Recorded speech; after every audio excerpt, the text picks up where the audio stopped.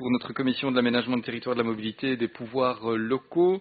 Le premier point à notre ordre du jour est l'examen de l'arriéré dans l'organisation des travaux. Est-ce que quelqu'un souhaite prendre la parole à ce sujet ?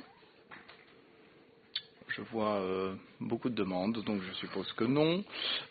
Et donc je vous propose alors que l'on passe directement au point suivant qui sont les interpellations et les questions orales. Vous le savez, on travaille par thématique et la première thématique à l'ordre du jour est la thématique de l'aménagement du territoire. Et donc la première question orale est celle de monsieur le député Bruno Lefebvre sur la réforme de la partie réglementaire du Code de développement territorial, le Code été.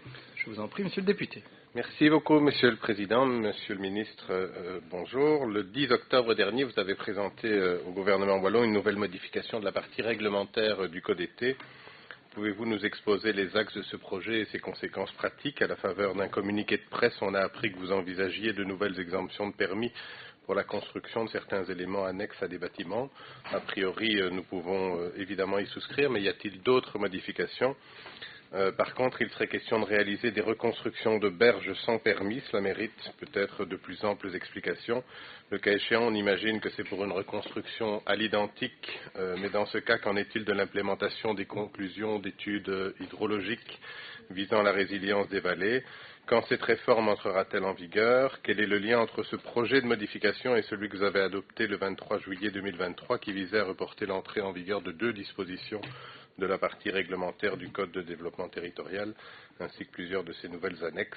Cette dernière modification est-elle approuvée définitivement? Merci beaucoup pour votre réponse. Merci, Monsieur le député. Monsieur le ministre, vous avez la parole pour la réponse. Merci, Monsieur le Président. Bonjour à chacune et à chacun.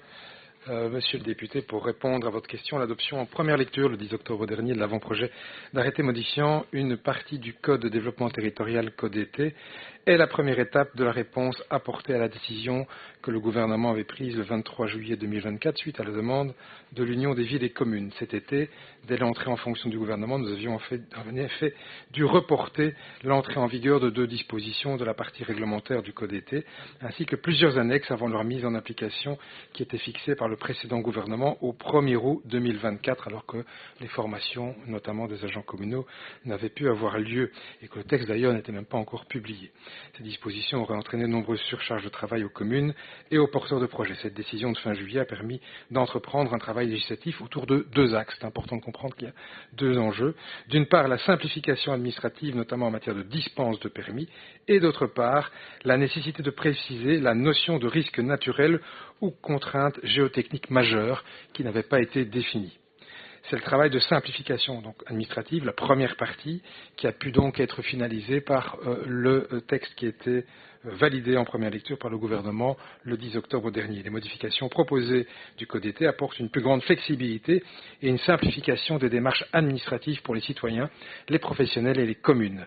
Certains actes et travaux sont dispensés de permis et certaines exemptions sont clarifiées. Bien sûr, c'est un texte en première lecture, nous allons recueillir les avis avant de l'adopter de façon définitive. Concernant votre question particulière sur la dispense de permis pour la reconstruction des berges prévues par cet arrêté, celui en tout cas qui vous préoccupe, il s'agit de maintenir l'exemption de permis pour une période de 5 ans. C'est suite évidemment au désastre dans les vallées de la Vèze, de l'Ourthe et d'autres coins de Wallonie. Ce prolongement des délais doit donc permettre la prise en compte des conclusions des études hydrologiques visant la résilience des vallées dans les projets de reconstruction des berges qui ne sont à l'heure actuelle pas encore toutes finalisées. Merci, Monsieur le ministre. Monsieur le député, pour votre réplique. Merci beaucoup, Monsieur le Ministre. Merci, Monsieur le Président. Effectivement, s'il s'agit de simplification administrative, on est toujours partant. Il y a encore un peu de travail. Et pour les clarifications relatives aux berges, merci de cette information. Merci beaucoup à vous deux.